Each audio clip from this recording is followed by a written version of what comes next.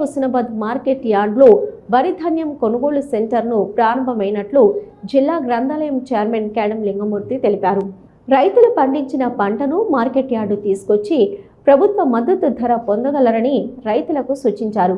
ఈ కార్యక్రమంలో single window chairman Bolisetti Shivayya, మాజీ municipal floor leader Chitari Padma Ravinder, market committee chairman Kandi Tirupati Reddy, vice chairman బంక చందు, డైరెక్టర్లు, కాంగ్రెస్ కార్యకర్తలు తదితరులు పాల్గొన్నారు.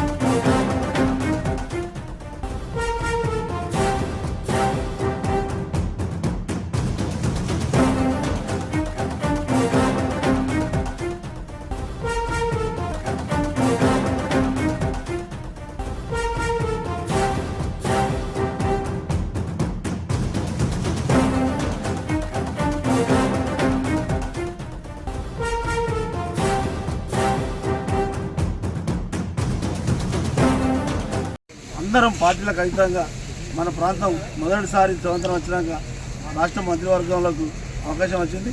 ఇక్కడ పెద్దలు కాక ఉన్నప్పుడు కేంద్ర మంత్రివర్గంలో ఉన్నాడు, కానీ రాష్ట్ర మంత్రివర్గంలో మనకు అవకాశం లేకుండే. కాబట్టి ఈ దీపం ఉన్నప్పుడు ఇల్లు చక్క పెట్టుకోవాలని ఎందుకంటే పెద్దలు అన్నట్టు మన ప్రాంతానికి ఉన్న ప్రకారణ ద్వారా రాష్ట్ర మంత్రివర్గంలో అవకాశం వచ్చింది. కాబట్టి ప్రాంతాన్ని అభివృద్ధి చేసుకుందాం, మనమంతా కలిసి ఉందాం.